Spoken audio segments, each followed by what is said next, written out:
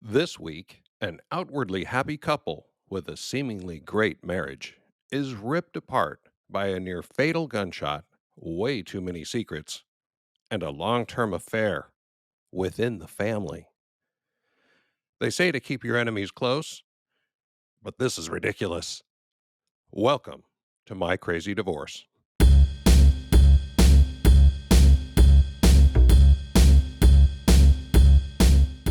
I'm a failure as a husband. I'm a failure as a man. It's just, I'm beautiful and I'm bright and I deserve better. It's a great day, I'm feeling good. Oh, the possibilities of what I could, do with the world at my fingertips. My imagination brings a smile up to my lips. Welcome to My Crazy Divorce, everyone. I'm your host, Tom Milligan, and boy, do I have a salacious story for you this week. Remember last week's show with Juanetta and Billy? I'm pretty sure everyone could see what was coming from a mile away. Well, not this week. Steve and June's divorce came as a shock to, well, pretty much everyone, especially Steve. I first heard of Steve when I saw the craziest TikTok I'd seen in a long time, just this last January, like 4 months ago, where this guy about my age started telling his crazy divorce story in almost real time, right as it was unfolding. We'll cover a lot of the same ground in today's show, but trust me, he shares some stuff here that he hasn't shared there. So you'll want to hear today's show and follow him on TikTok. His TikTok handle is at the legit Mac, and his content is awesome because it's just raw, emotional. And as you're about to find out, Steve is a great storyteller. Before you hear Steve's story, hear this. I'm not an attorney or a therapist, and neither is Steve. So even if what we say on this show sounds like good information, please consult a qualified professional if you need legal advice or therapy. I want to give a quick shout out to our sponsor, ourdivorce.com. Visit ourdivorce.com if you're considering divorce and think you and your spouse can both be reasonable throughout the process. Their simple 3 step process is specially designed to help amicably divorcing couples through the divorce process. And if you didn't use ourdivorce.com or have an amicable divorce and you'd like to share your crazy story here on our show, please visit mycrazydivorce.com and apply to be a guest. I'd love to hear from you. Now, buckle up for a crazy story. Steve comes from what I'd call hardy stock. I mean, his father started out as a logger. You know, those guys with giant saws and axes? That there tells you that he's pretty rugged. I'm picturing the lumberjack from Brawny Paper Towels. But then in 1970, right before Steve was born, he joined the Oregon State Police Force where he got his nickname Fuzz. Steve's early years were spent in small towns across Oregon, and he didn't sit around playing video games. I grew up riding dirt bikes. So we would take our dirt bikes, and my dad being a cop, of course, I had to hide this from him. He thought we were pushing him through the woods to get to the beach. No, we were riding down the highway. So we'd ride these things ripping down the highway as fast as we could. And then we'd hit these logging roads, and we'd take the logging roads up over the hill and into Gardner. And then we'd ride side saddle through town again until we hit the dunes. And we'd ride the dunes all day. That sounds like a ton of fun, right? Steve's parents were very religious. Now, we're not talking about just going to Mass every week.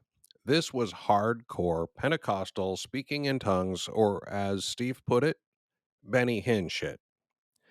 So, Steve and his twin sisters, Jill and Jennifer, were sent to a private Christian school. But just as Steve was entering high school as a 90-pound freshman, and the girls were entering junior high, Dad got a promotion and moved the family to Newport, Oregon, and the kids entered public school for the first time. That was quite an eye opener for Steve. I get out of Christian school. We move up there. We go to this high school, and it's Newport High School, and it's massive. So many people in that high school were assholes.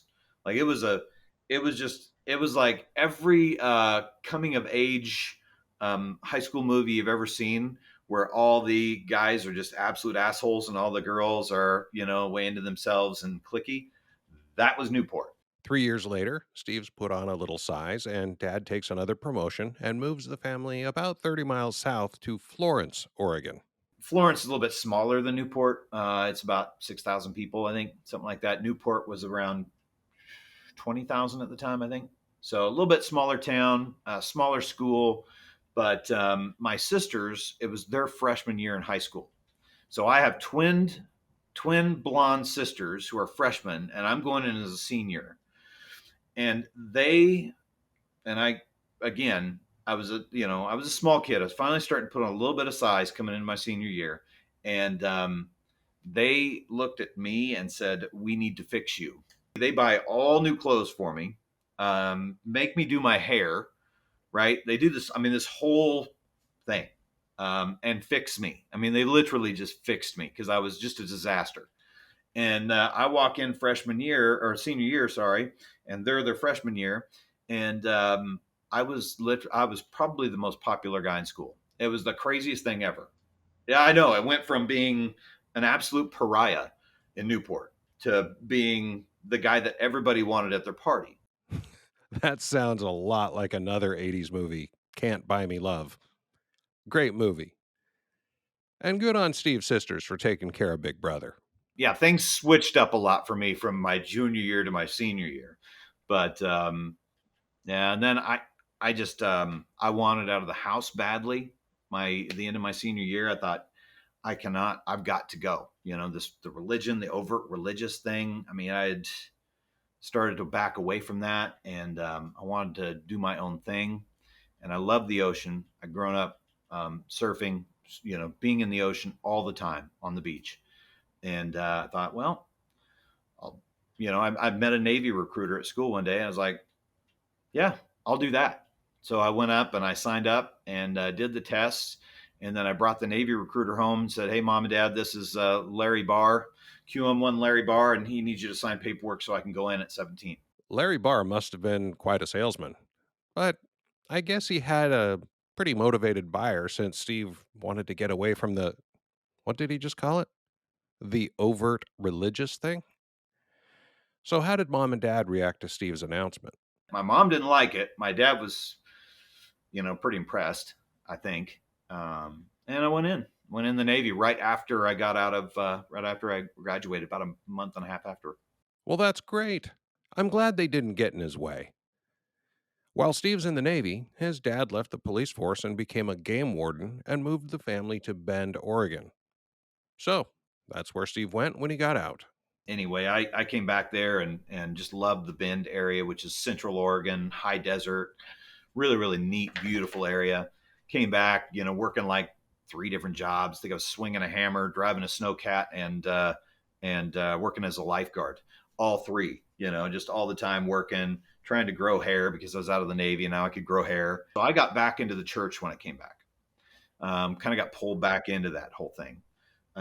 She went to the church as well, part of the youth group. I was kind of like one of the mentor people in the youth group. So I had known who she was. We all kind of ran in the same circle, that kind of thing. Just in case you're new here, the she he's referring to is one of the antagonists in today's story, Steve's soon to be ex wife, who we're going to call June. Since they ran in the same circles, they both attended a birthday party for a mutual friend. Steve wasn't drinking that night, so he agreed to drive a friend's car to his own apartment and let the friend crash there for the night. As he was about to pull away from the party with his drunk friend, June hops in the car. And that's when she started talking and professing that she had this thing for me. Now, I've seen June. She's a beautiful woman. I'm sure she was gorgeous back then, too. I'm equally sure that Steve was completely flattered. And remember, they've known each other for a while.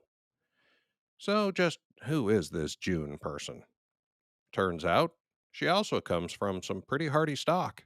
Her dad was a logger. I mean, they had, you're talking maybe 10 different houses lived around, were around her out in the middle of nothing.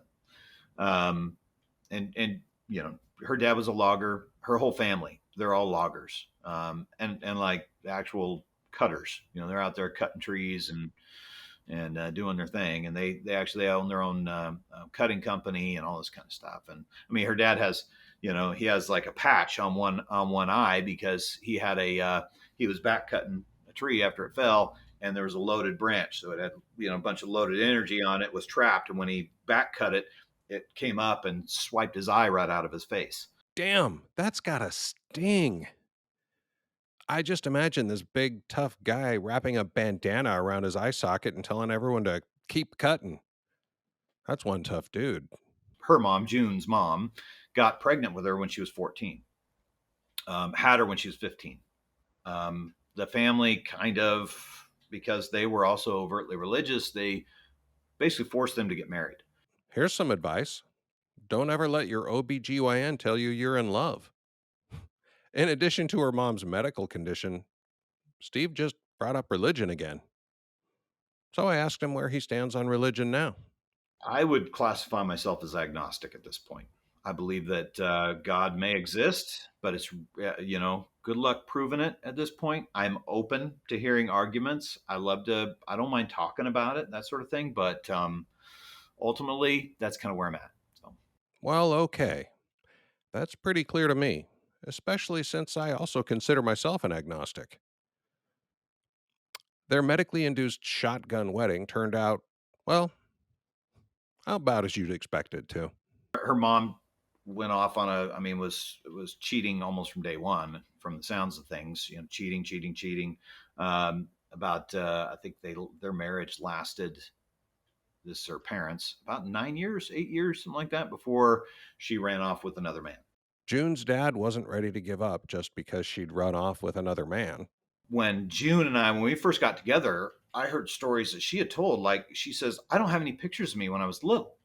And I'm like, what the hell? You don't have any pictures of you? What do you mean? She says, well, my dad burned them all. Like, he burned them? I guess, like, after she left, he just, he gave it a little while, and then he pulled everything out on the lawn and just burned it. Burned all of it. Like, he didn't want to have any memories.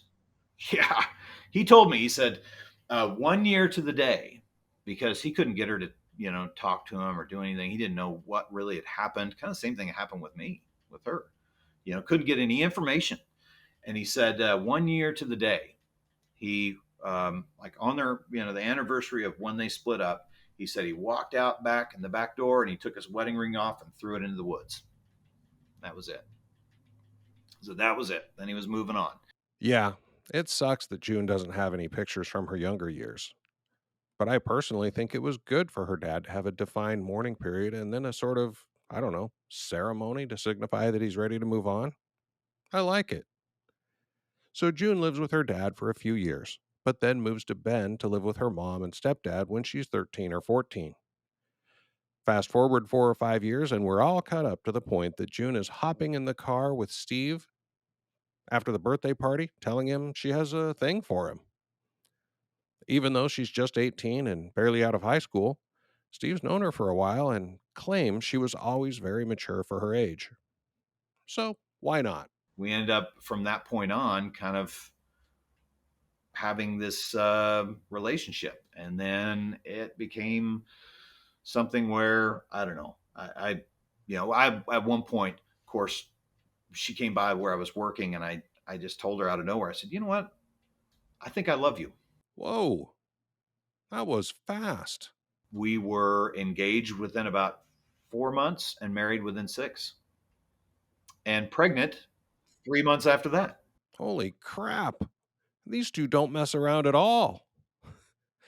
So we know it happened fast. How did it all come together?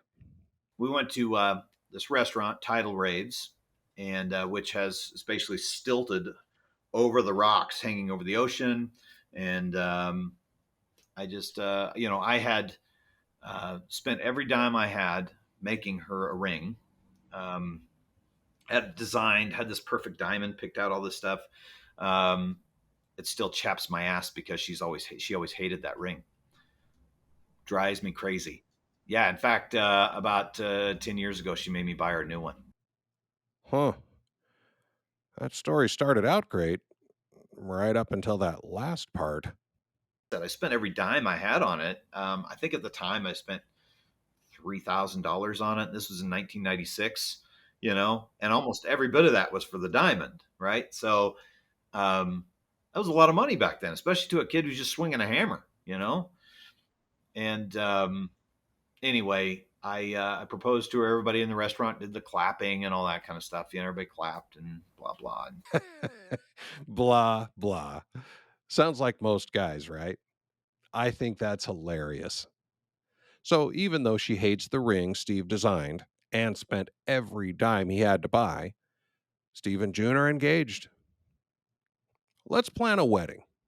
Her mom wanted to do a big wedding. Had always wanted to do a big wedding, and I couldn't stand the thought of it. And neither could my wife or my ex at the time.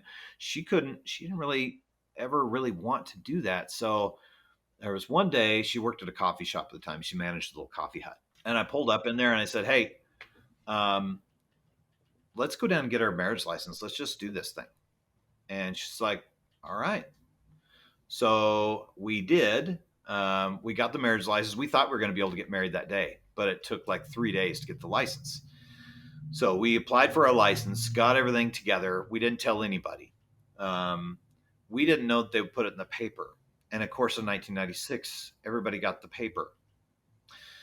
So it got announced in the paper that we had our marriage license. I didn't know that was a thing. So all these people started hearing about it, like, "Hey, you got your marriage license?" Well, yeah, but we aren't married. We're trying to tell people we're not married yet. Then I rushed down after right when we got our marriage license. I went down there, same little coffee hut. I said, "Hey, I called the Wedding Grotto, which is like a tuxedo rental place. They can marry us today." She's like, "Sweet." So I called her dad, said, "Hey, we're getting married today." He had like a 3-hour drive. He hopped in his car, took off, and came up. My mom and dad, they came in town, and then the stepmom or her mom and stepdad, and they came. So we had all those people there, and we went out to the backyard of the Wedding Grotto, and this lady, I'm pretty sure she's a big lesbian lady, married us on the back porch, and there it is. We were married, and I wore a pair of jeans and a flannel, and she wore a sundress, and um, it couldn't have been more perfect. I know I've said it before, but I think big, expensive weddings are just silly. So this sounds like the perfect wedding to me. I mean, I had good friends of mine who said, "You guys won't last more than a year." Other people saying, "Oh, 5 years tops." I mean, there were all these people like making bets on it. I'm like, "Are you kidding me?" Because I came from a family where we don't get divorced. We just don't. I know it's not nice, but the 7-year difference in age and the whirlwind romance, engagement, and wedding all add up to a pretty safe bet against these two. But I thought, well, that just won't happen. I mean, I love her. Why would I ever divorce her? What could ever cause that? I get it, Steve. Nobody gets married just to get divorced, but it still happens. Unfortunately, more often than not. There's almost nobody in my family that's been divorced. It's just like they just power through it. You run into shit, you just put your nose down and you get through it somehow, or you just live in separate bedrooms or something. I don't know. I know I've said this before too, but we all deserve to be happy. So, staying in a shitty marriage for the kids to avoid embarrassment or any other reason, it's not a good answer. And if you can't be happy with your spouse after doing everything you can to fix whatever problems exist in the marriage, divorce is not only the best answer, it's the only answer. Unfortunately, there are some who jump to divorce way too quickly. She came from family who I mean, everybody got divorced. That was just kind of part of it, part of the deal. So yeah, so we had two different philosophies on this going into it. So here we have Steve and June, a newlywed couple with the odds stacked against them from the very start. Of course, the beginning of our marriage, like you said, lots of really hard times. I mean, but we were in love, and it was great. I thought it was just absolutely wonderful. Given the title of the show, I'm always torn to hear a guest say how in love they were at the beginning. The more in love they are, the harder they fall by the end of the show. Okay, so here's the deal. I interviewed Steve for over 3 hours, so there's a lot to cover. You're not here to learn about Steve's career or the birth of their children, so I'm going to blaze through most of that so we can get to the part you came for. All right, here we go. Initially, Steve wanted to become a fireman, so he was taking classes for that, working full time, and volunteering on ride alongs to gain real life experience. Shortly after their son was born, Steve was working as a volunteer and was part of the ambulance crew that was first on the scene, where a small boy was crushed in the front seat of his car. He knew immediately that he was done with that line of work. So Steve started working construction while he figured out what to do next. One day, the normal delivery guy was out sick, so Steve was asked to do a delivery to the site of the brand new Home Depot that was being built there in Bend. While he was there, the Home Depot guys started asking him a bunch of questions about his construction background. I guess they liked his answers because they offered him a job on the spot as the supervisor over a new department in the store. Steve worked his way up the corporate ladder, ultimately becoming a general manager, which caused Steve and June to move their family to Southern Oregon, about 3.5 hours south from their families up in Bend. They weren't wealthy, but they never hurt for money, and Home Depot provided a good work life balance. But things changed in 2008 when the economy went in the toilet. Home Depot was hit hard, so general managers ended up taking on more and more responsibilities, and the work life balance went to shit. I allowed it to impact our marriage. I should have seen the writing on the wall and said, this is causing a huge divide between us. I mean, I was no longer really talking to her. When I come home, it was I'm on the phone, I'm texting, I'm emailing people, I'm going to meetings. Steve gutted it out for a few years, but left Home Depot 7 or 8 years ago to start a new business and to regain that work life balance. It was like weight lifted off my shoulders. I went and dove into becoming a home inspection contractor and started my own company and just threw everything I had into that. And we just spent so much time. We bought a big trailer, camp trailer, and we just ran the wheels off of that thing, camping, traveling, loving each other again. It was like discovering her all over again, and us and our relationship and our kids. Steve and June are together. They have a small but successful business. They spend quality time together alone and with their 3 kids. Sounds great, right? I just felt like we were kind of on cruise control, and everything was great. I mean, uh, sorry, Abby, the sex was good. We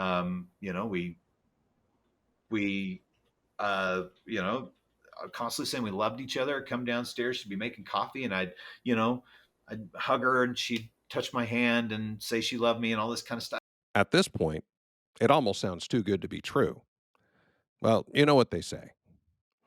That amazing existence continued, at least for Steve, right up until the fall of 2021, about 25 years into their marriage. And that brings us to the part of the story you came for, something Steve refers to as the fuckening.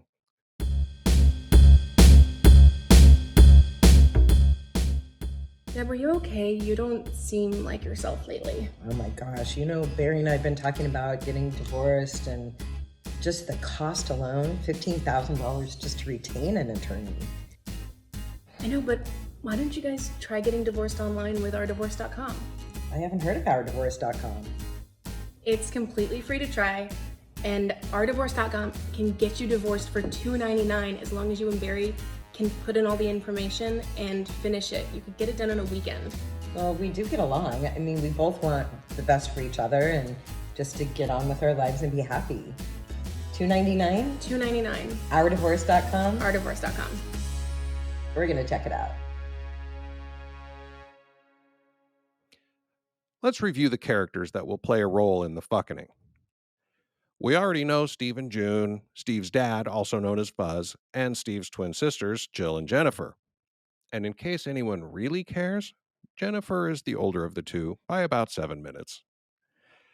Jill and Jennifer went to college in Dallas, where Jennifer met and married Charlie, and where Jill met and married Charlie's friend, Tim. Jennifer and Charlie have lived in Oregon and nearby Idaho for their entire marriage. Jill and Tim lived in Tyler, Texas, where Tim ran his own business. Now that we have the cast of characters, let's talk about the family dynamics leading up to the fuckening. Sometime around 2010 or 2011, it came out that Tim had cheated on Jill. Nobody knows how many affairs he had, but there was one he's admitted to. Jill chose to stay with Tim, but he was certainly kept at arm's length from the family. Sometime in early 2020, June, Steve's wife, asked Steve to mend fences with Tim. Then it's about a year and a half ago. Um, she maybe 2 years ago. She tells me that she really wants me to reach out to him and kind of pull him back into the fold. Forgiveness is an amazing process that does more for the person doing the forgiving than the forgiven. So, on the surface, this seems like a good idea. I mean, it's been 11 years, and he's married to Steve's sister, so maybe it's time. And I did. I called him and I said, "Hey, since if Jill forgives you, I forgive you. Water under the bridge. I'm here for you, kind of thing." So we started talking every couple of months. I'd call him, we talk, and do this kind of thing. Good for Steve. Like I said, forgiveness is an amazing thing. It even sounds to me that Steve and Tim had started to become friends. A couple of years go by like this when June has an even better idea. Then she says, "You know what?" She says, "He sold his business. Why are they still living there? You should talk him into moving up here and they should live near us." That sounds great. But that's a big ask for Tim and Jill, right? I mean, yeah, they sold their business, but Texas is their home. But Steve's willing to give it a try. I said, "Okay. Yeah, that's probably a great idea. It'd be nice to have some family up here." So I called him and said, "Hey, you guys should sell your house and move up here." Man, he was on it. On it. I mean, it was like he was just waiting for me to just kind of put the stamp of approval on that. Well, that was easy. So in the fall of 2021, Tim and Jill moved to Oregon to be close to family. As they were planning the move, Steve calls Tim with an idea of his own. One of the things I told him about, I said, "Hey, when you get up here, let's get you up here in time so you guys can go hunting with us. We have a big elk hunting trip we do with my ex's family, and it's always a really good time. We spend a whole week up in the woods, just tracking animals, and it's more about the camaraderie and the it's a very interesting thing. We're sun up to sundown, just chasing through the brush, and it's a lot of fun. So this would be great. You guys get up here in time for this." Sounds fun. June loves the idea, but cautions Steve about inviting Jill, saying it's going to be too cold, too much hiking, stuff like that. So Steve and June tow their big 36-foot trailer up north to join the family hunt. Jill didn't come, but Tim did bring their 14-year-old son along. As they arrived in the general area, they couldn't find June's family, and since they were out in the sticks, they didn't have cell service. Immediately when we got there, she jumped in the Jeep with him and they took off up in the woods to go see if they could get cell phone service. And I stayed with the camper in my truck because I didn't want to turn it around on this crappy road and we didn't know quite where we were at. And the son comes bopping back and hops in with me. And I'm like, "Hey, what are you doing here, buddy?" "Oh, Dad told me to come sit with you." I'm glad June and Tim get along and all, but that seems strange, right? I mean, this guy just barely moved from Texas to Oregon, like literally days before this trip. Oh well. They find June's family and get their base camp all set up. Tim and his son are staying in the big trailer with Steve and June. A couple of days later, the group is out hiking a trail, trudging through some pretty deep snow. She's kind of behind me and um, we're going up this trail, and all of a sudden, gunshot goes off. I actually felt the concussion on the side of my face. Felt like somebody slapped me, and then my right ear was ringing, just ringing like deaf in it, And I'm already deaf in my left ear from having a tomahawk missile go off by my left ear. So I can't hear anything. I flipped around, and the gun's on the ground, and she's looking at me with her hands up. She goes, "I don't know what happened." And I'm like, "Well, why is the gun on the ground?" And my ears ringing and hat blew off, the whole thing. I'm like, "Oh my God." Holy crap. That's insane. It had to be an accident, right? Like the gun just went off or something? It was a Savage 270, I believe, and the Savage has a thumb safety kind of embedded in the stock right behind the barrel. barrel comes back and it's kind of embedded in the stock. So you have to slide it back and forth with your thumb to, pop the safety on, pop the safety off. And it's very hard. It'd be very hard to trip that safety accidentally. I mean, they design it specifically that way. Accidents do happen, but my ex is she's a very experienced gunman, very experienced hunter. Damn, that really sucks. I'm glad the bullet wasn't aimed just 2 inches to the left because Steve would be dead. 3 days later, everyone's kind of moved on from the accident and they'd moved further down the mountain. So it was a lot warmer and they'd been hiking all day. I said, you know what? I'm going to go shed some of these clothes. I am really hot. I'm going to go get rid of some of these things, go dump them in the truck, and I'll be right back. The young son says, I'll go too. All right. So we bop up there. It was a lot closer than what I thought it was going to be. I thought it was going to be like a quarter mile or something, and it was just almost just right there, just a couple hundred yards. So we just dumped our clothes, circled back around kind of a different trail that was a lot easier, kind of came up behind him, and there they are standing next to each other. And he's got his hand on his hips. He's leaning kind of close to her, almost down into her ear. She's standing there. She's got a little like a branch off of a fir tree, and just picking some fir needles. And, very, it looked very much like a young couple standing there, young couple in love, and immediately He knew. I know how that feels, so my heart breaks for him. He just knew. Steve's mind immediately flashed back to experiences and feelings from over the years that hadn't registered as red flags at the time, but that instantly came into focus for him. First, he remembered a trip they'd taken just 5 or 6 years earlier. we went down to Tyler, Texas, where my sister and this is my sister and the cheater, Tim, is where they live. And we flew into Dallas, drove out to Tyler, saw them, stayed with them for a couple days, and then drove down to San Antonio to watch my ex's little sister swim. She was swimming for San Diego State. She was having a big meet there. We were going to go watch her swim. That's when they kind of reconnected. Anyway, and that's all the indications kind of steer that way. Like maybe they just started communicating, not like they went and made out or anything, but I think they started communicating, kind of confiding in each other, which is in effect cheating as far as I'm concerned. If you're confiding with someone outside of your spouse and your marriage on the other sex, that's problematic. He just knew. And remember that perfect life they had? It felt like to me, we never argued, which I felt like should have been a red flag. And that's one of the things I read now is like, people are going to argue. You really should. It's healthy because you have differences. And doesn't mean you're screaming at each other. It's just you sit down and you talk things out. Yeah, he knew. Then he remembered that it was June that suggested Steve bring Tim back into the family fold. And it was June that suggested Steve ask Tim to uproot his family and move to Oregon to be closer to family. And June was the one who suggested Tim's wife, Jill, not be invited to the hunt. And then it was June that had gleefully jumped into Tim's Jeep to find cell service when they'd first arrived at the hunt. And it was June that had almost shot him in the head just 3 days before. He knew.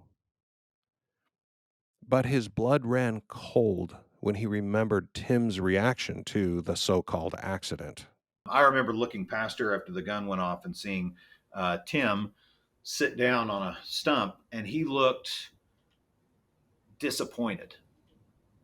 I remember his face now. I can see it in my head, and he looked disappointed, like something didn't happen that was supposed to happen. Whoa, that's a lot. So Steve's standing there in the forest, knowing.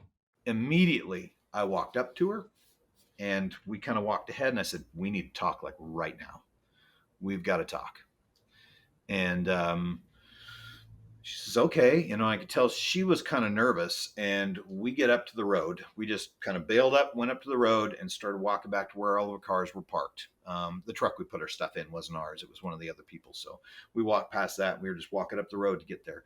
And we were about, probably 15 yards, 20 yards ahead of my brother-in-law and his son. And I said, something's going on between you two. The way that you were standing there, I said, there's something going on there.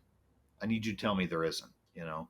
And she says, there isn't. And she grabbed my hand to hold my hand, right? And she just kind of laughed about it, giggled and stuff. And that very odd reaction, because my expectation of the reaction would have been, fuck you, you know, and don't drop this on me. That's, you know, there's a bunch of shit.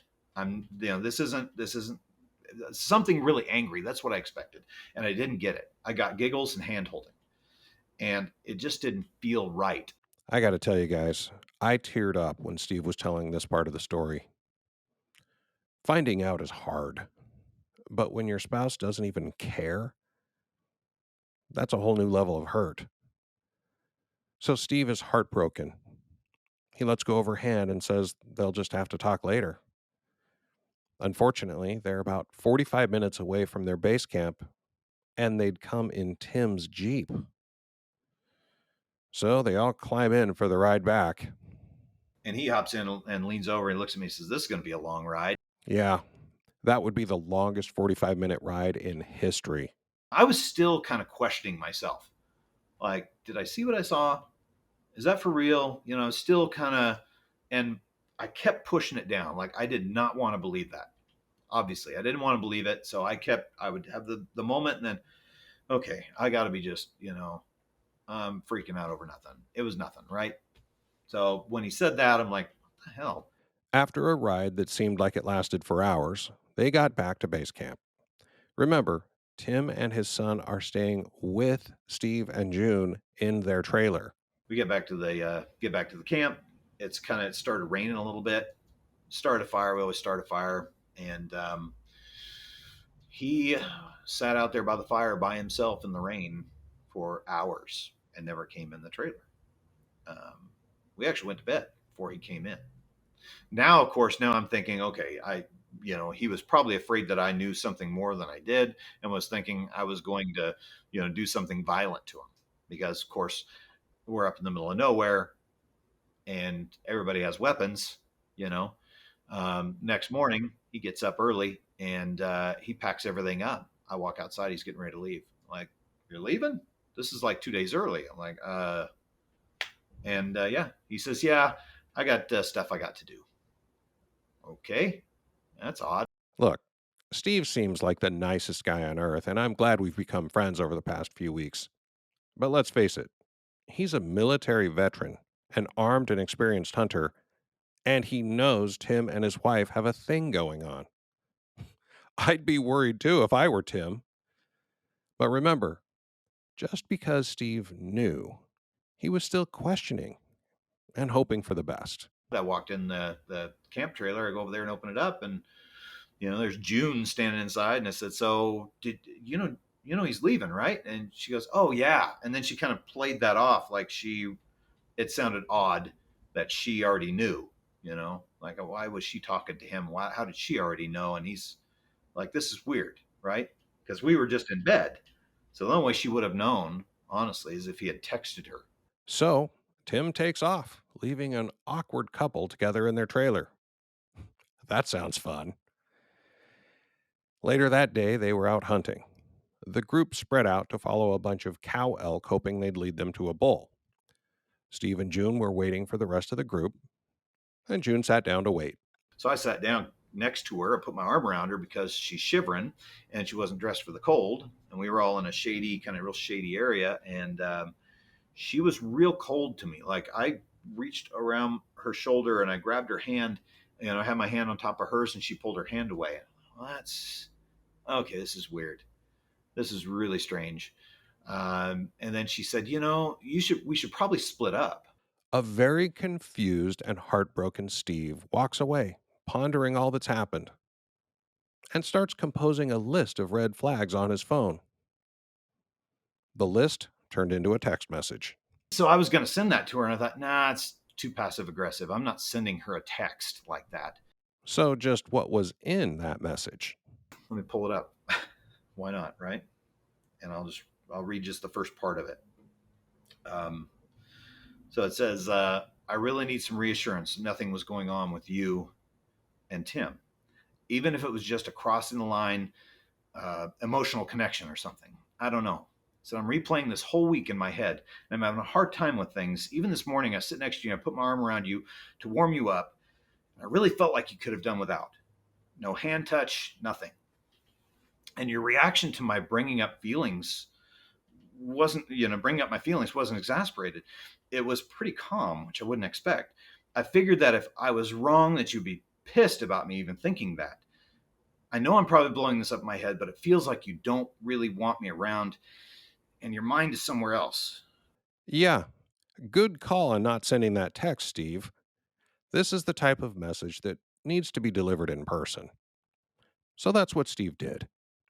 Once they were done for the day, ready to start the hike back to base camp, he approaches June and delivers the message he was going to send via text. She tried to reassure me and she says, absolutely not. You are, almost kind of like then she was going to feign some exasperation with me.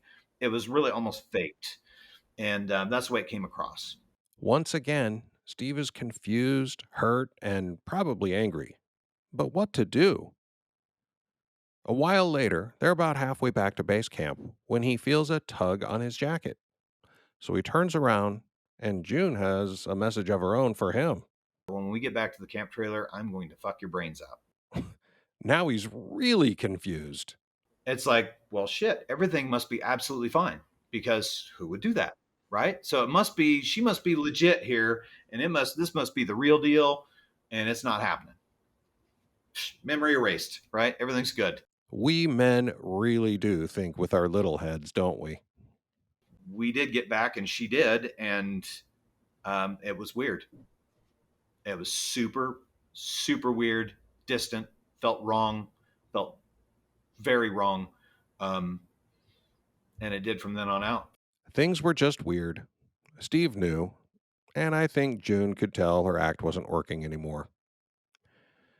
Just a week after she'd fucked his brains out in the trailer, at about 12 o'clock midnight on the morning of Thanksgiving 2021, Steve flat out confronted her. And said, okay, I know something's happening. I need you to level with me. Is there something happening with you and him?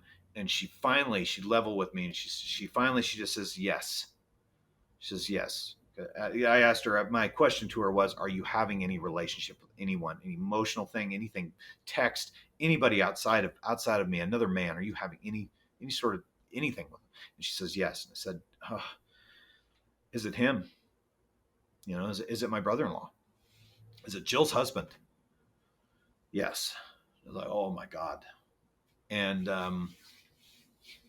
that was it for me. I mean, I walked around that house. This is 12:30, midnight 30 on Thanksgiving morning.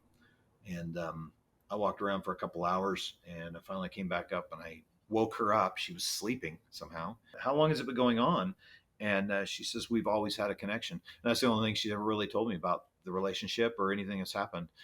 He knew that day in the forest, but now he knows.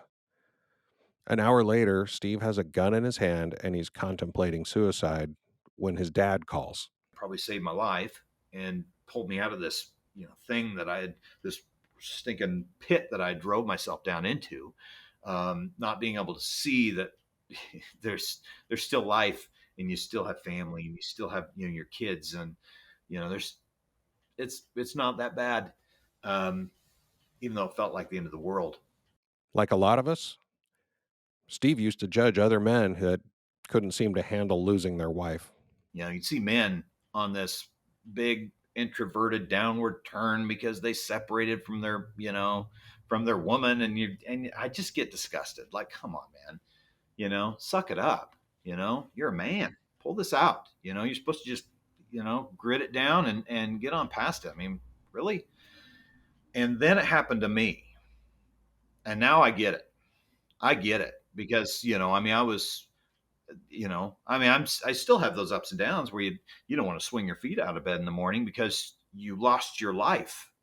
That's what it feels like. Your life is gone. And now I get it. Obviously, like I've said before, now I understand what people go through with this stuff. It's heartbreaking, heart-wrenching, life-changing stuff. Well said.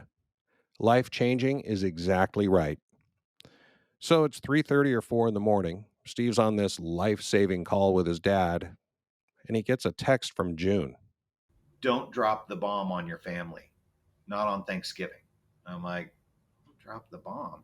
Who gives a shit what day it is? You just ruined our lives. I don't give a, I don't give a rat's ass if it's Thanksgiving. I don't care what day it is. Um, so I just thought, man, how insensitive. Who is this person? I don't know who that person is that texted me. I agree. I think the act is up. What difference does it make at this point? So June's stepdad is somehow notified of the situation and agrees to drive Steve up to his parents' house, where the rest of the family, including Tim and Jill, are all gathered for Thanksgiving. Meanwhile, 3.5 hours north up in Bend, Dad's also contemplating the situation. My mom and dad are the most loving people on the planet who would give you anything. I mean, my dad gave away our only car one time to a guy who needed it more than he did. That's just the kind of people they are. And but they despised him. They saw something in him, and they had felt like they had, and very religious people, like, we don't believe in divorce kind of thing, right? But they thought that my sister should have left him 11 years ago when he cheated the first time. They just saw something in him. Yeah, Dad knows. He also knows Steve is on his way up and that this could get real ugly real fast. He has to tell Jill. It was a full house, so Tim and Jill were staying in the camper next to the house. Now, this next part is how Steve tells the story, but keep in mind, he wasn't there yet. So, this is what he's kind of cobbled together from the people who were there to witness this madness.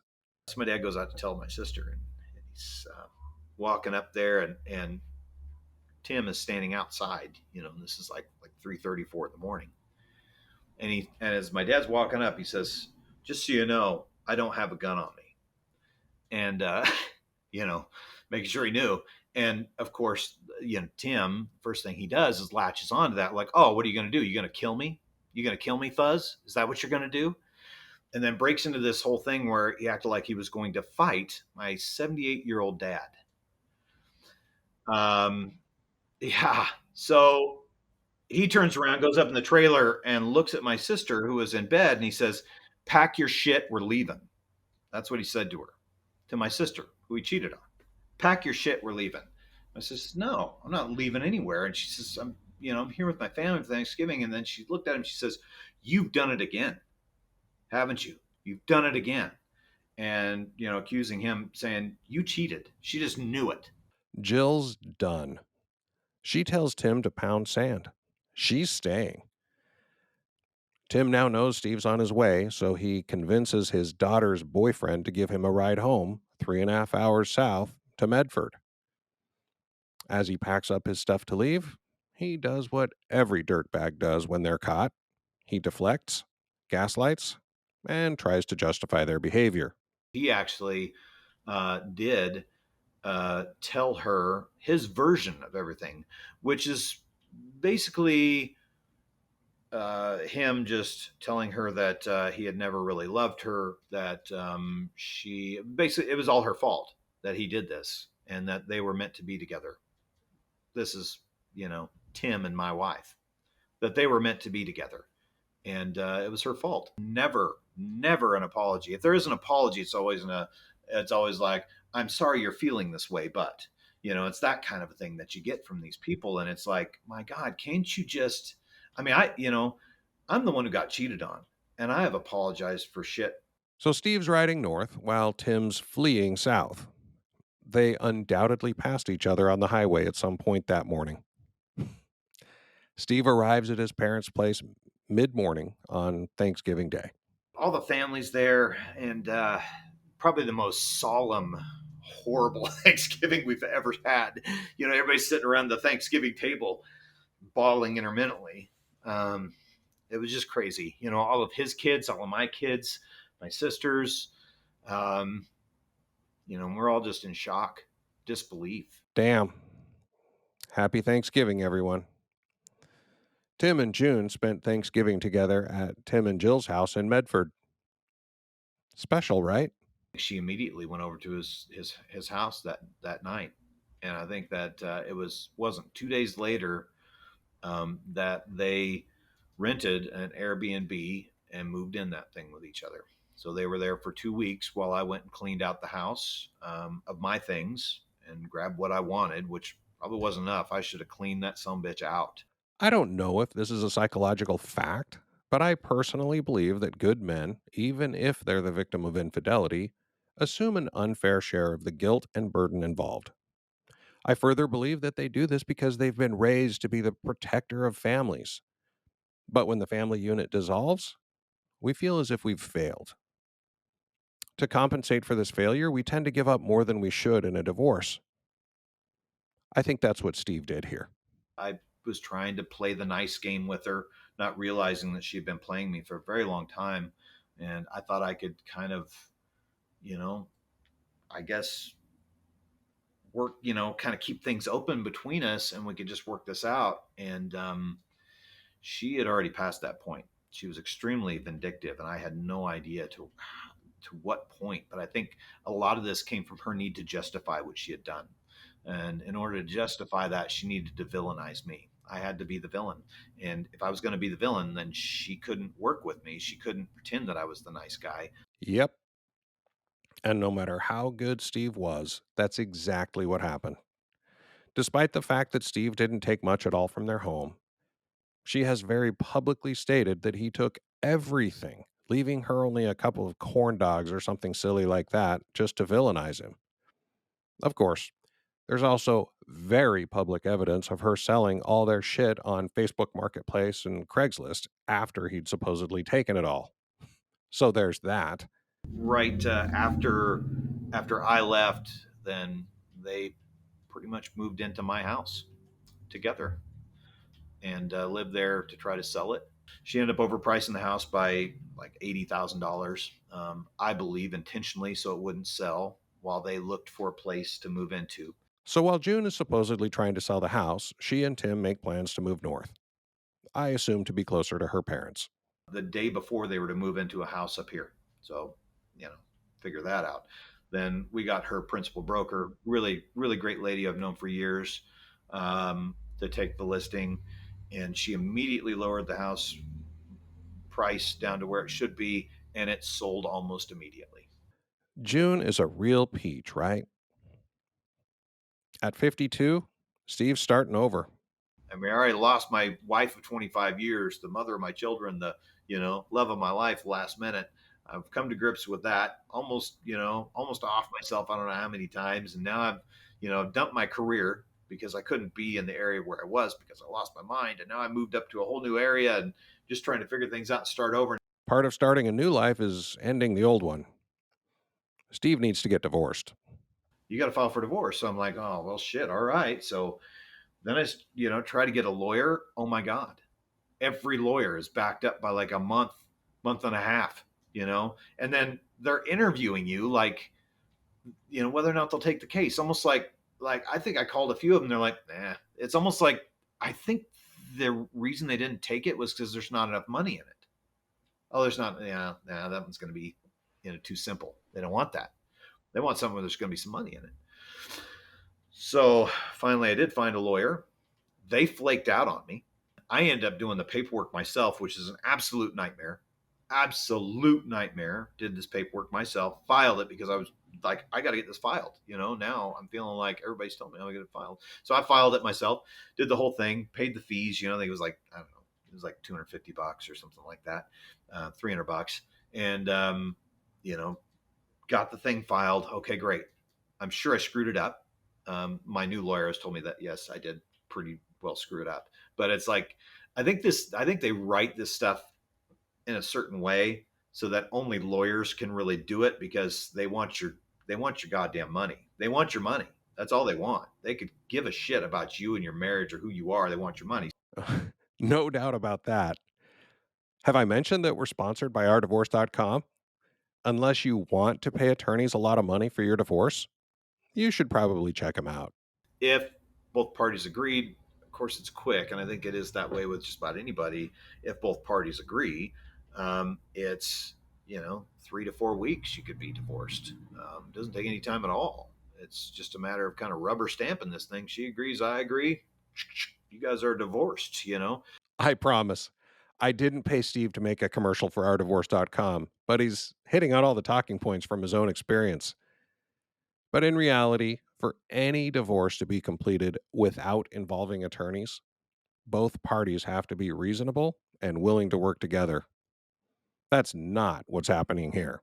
She wants spousal support, which I think is laughable. I think she should tuck her tail and walk away. I think with what she's done to me, what she's done to the family. But the problem is that she thinks she's truly justified in this. I think she's actually convinced herself that she's justified in this thing. And deep inside, she knows it's a lie. But I think she has convinced so many people around her that this, that she was so emotionally abused or whatever she's telling them, that she's actually bought it. And that's where we are right now, in what's likely to be a very long and expensive legal battle where neither of them will win, but their attorney certainly will. As I mentioned, Steve and I met through TikTok, where we both share our stories of being victims of infidelity. One of the most common comments I get is that there are always two sides to every story. I asked Steve if he gets that same comment. I'm just going to tell what happened. And it has been my commitment to that is that everything that I say on there, everything that I've filmed on there, everything that I do on there is as truthful as I could possibly be. There's some parts of the story that I just can't expose right now, that I can't talk about. They're too salacious. They're too, maybe even get me in a legal bind. So I just can't. But, with those extracted, I'm just trying to be as, even to the point of being self-deprecating, because I've talked about like the things that I felt I've done wrong. And people will constantly pop in the comments and they'll say, there's two sides, well, sure, there absolutely is two sides. But if you just look at the basics of the story, and that is that my wife of 25 years professed to love me right up to the very last minute. I had no idea anything was wrong. And then all of a sudden, I finally kind of latched my head around it, get her to say, yes, I'm having an affair with your sister's husband, who they were married for 26 years and have 5 kids. Yes, I'm having an affair with him. And then she leaves and moves in with him within 2 days. There is no part of that you can justify. Not a bit of it. I'm sorry. I don't care who you are. You cannot look at that situation and say there's two sides. Exactly. There are two sides to the story. But show me someone who thinks one of those stories could justify infidelity, and I'll show you someone who is or will be a cheater. Since that first night when his dad pulled him out of his deepest despair, Steve's had his ups and downs, but he's also had a lot of time to think about his life and situation. Throughout the interview, he'd throw out some great insights or lessons he's learned. They didn't really fit into the storyline, but they're so good, I really want to share a few of them with you. Nobody's perfect. Everybody does things in their marriage. Everybody does things in relationships that you are always apologetic for, or that you wish you hadn't done or said, because we're human and we make mistakes. But there's some people that just cannot apologize for anything. They can't accept that they've done anything wrong, or they feel like if they do, that it's going to put them in a position where they're stumbling backwards now. Instead of realizing that by doing that, what you're really doing is you're being the better person and accepting, you've done something wrong and that you're willing to learn from it and move forward. Yeah, you'll never get an apology or an admission of wrongdoing from people like that. I read somewhere that you shouldn't even ask for an apology because they've already shown their ability and willingness to lie, which means you couldn't trust their apology if they gave it. So why bother? Steve and I also talked about his TikTok content and why he does it. Just talking about it so much and rehashing the story and just forcing myself to eat this stuff, this vomit covered hairball or pool of vomit, whatever you want to call it, just forcing myself to eat that, and really take it all back in and own it. What happened was super painful, and I wouldn't suggest it for everybody, but for me, it just kind of seemed to work. It pushed me to the precipice more than once, more than one time. I've been to the point where I can't take anymore. I just can't, and I forced myself to do more. But I'll tell you, it has really opened my eyes to the whole situation. And even this morning, I'm having, like, every day there's a new revelation, there's a new feeling, a newfound feeling. Like today, I had, for the first time, I felt like I could really let her go. I could really let her go, really realized who she was for real, and let her go, walk away from it, and not feel, like I've lost, like people always feel a ghost limb or something when they have a limb amputated. That's kind of how you feel, or think you're going to feel for the rest of your life. Like it's not going to be there, but you're always going to feel it. But I don't feel that way anymore. I really don't. I love that. I'm so glad he's pushing himself to open up. I know he's helping people through some pretty tough times. The hardest thing for me was, um, you know, I I kept thinking in the beginning that this was, I could fix it, and I couldn't. There was no fixing it, but I kept thinking I could fix it. This was a mistake. She's been manipulated. It was him, it wasn't her, kind of thing.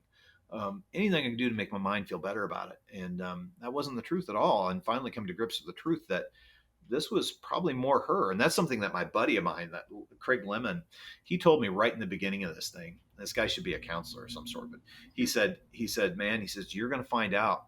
And this was really early on. Like, I didn't want to hear this, but he told me, he says, you're going to find out, I think, once you get into this, that this was 75% her and 25% him. I was like, huh. And that just felt so gross to me because, well, for one, that means that she chose him over me, right? It's very emasculating. Yes, it is. I can't tell you how many men have commented on my videos making fun of me for my ex wife's infidelity, and how many women blame me for it. It's embarrassing enough without these morons adding to it, so I truly appreciate it when men like Steve are willing to talk about it. At some point, I also asked Steve if he'd ever consider getting married again. I don't know. That's my honest answer. I really don't know. Um,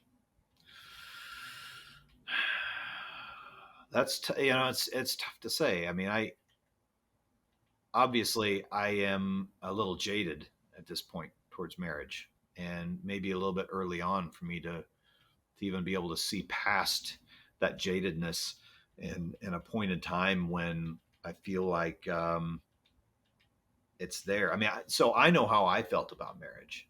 I know that when I took my vows, that I meant every damn word of it. I mean, there's a reason that you stand in front of witnesses, because you are making a commitment to somebody that actually means something. That says, for better, for poor, for richer, worse, for sick and in health, all this kind of stuff. You're saying that no matter what happens, I'm not going to let it come between us. We're going to talk this out. We're going to work it out. We're going to be together, right? And that's my commitment to you, is that I will do everything possible to be with you. I meant every goddamn word I said, and she obviously did not. Didn't mean as much to her.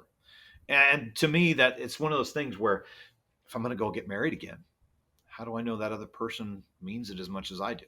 You know, that was painful enough the first time around.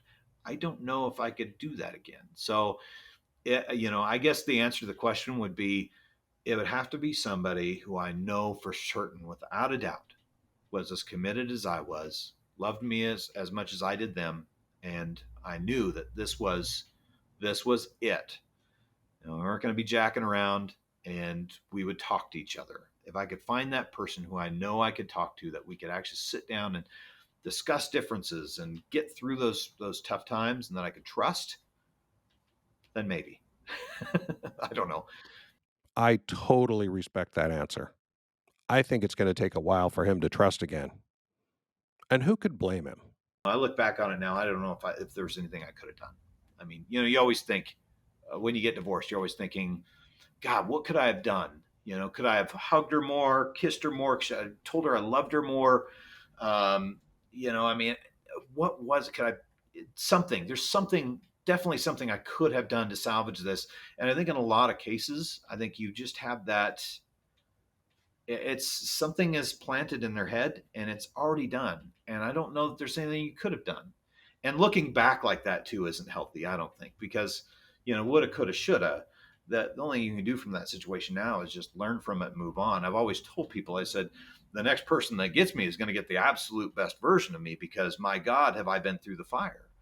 I don't know when that's going to be or if it's going to be. I mean, I'm really just loving just, figuring myself out again. Remember, this all happened less than 6 months before recording this episode. If he's figured that much out in 6 months, imagine him a year from now. This episode, more than any other episode, really hit home for me. Steve and I both teared up several times during the interview and had to take a break. So I truly appreciate his openness and willingness to share his life with us. His parting advice is profound. I hope you'll listen carefully and apply this in your relationships. Number one, realize that there's a pattern to almost all relationships. It's crazy. It's hard to believe, but we all kind of follow the same patterns in relationships. And that's where you've got all these great books out there, great websites, lots of advice on how relationships will look. Now, of course, there's lots of twists and turns to that. There's different careers and different, some different paths, but ultimately we're really the same creatures. And, in that, what you'd find is that if you are living an aberration from one of those, from that path, that may be a sign that there's something that is wrong between you. And I would say, don't discount getting, couples therapy, having somebody else kind of intervene. It may help cross that, that divide. And even if you don't think there's a divide, just like with me and my ex, we didn't argue, I should say, the last few years. We talked, we laughed, we'd go on dates, all this other stuff, but there was never an argument.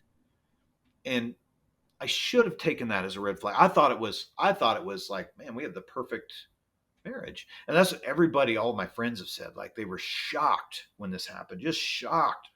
Said, you were the perfect marriage. I mean, that's what my wife's little sister, her half sister, Megan, said. She said, you guys were always my example. That was that was who I looked up to as the perfect marriage. Her half brother Cord said that to me. So you guys were always the perfect example. Everybody's saying this, but you get inside of it and you realize that there really wasn't that hardcore communication. We weren't talking about the deep stuff that we needed to talk to.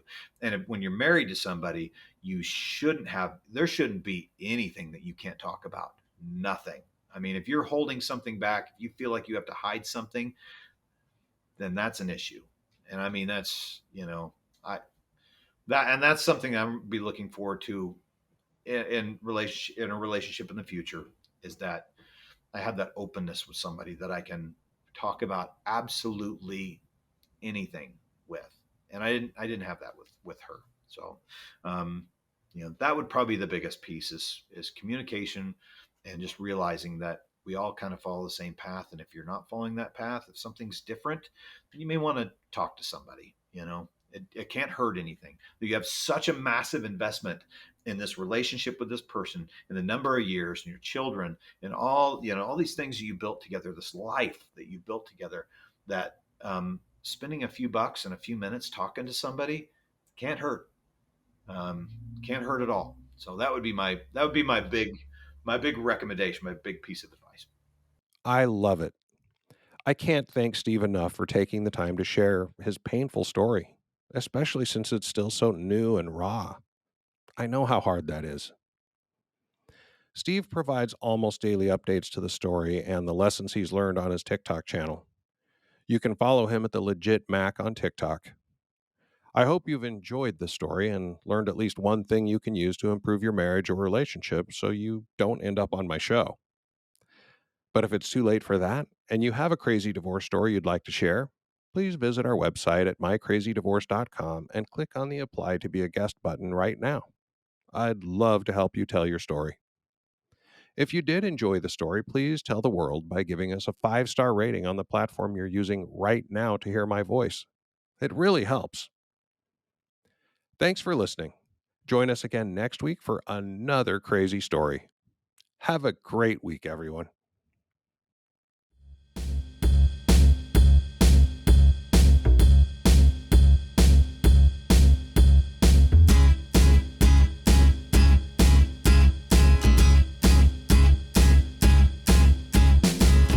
It's a great day, I'm feeling good. Oh, the possibilities of what I could. Oh, Devastation brings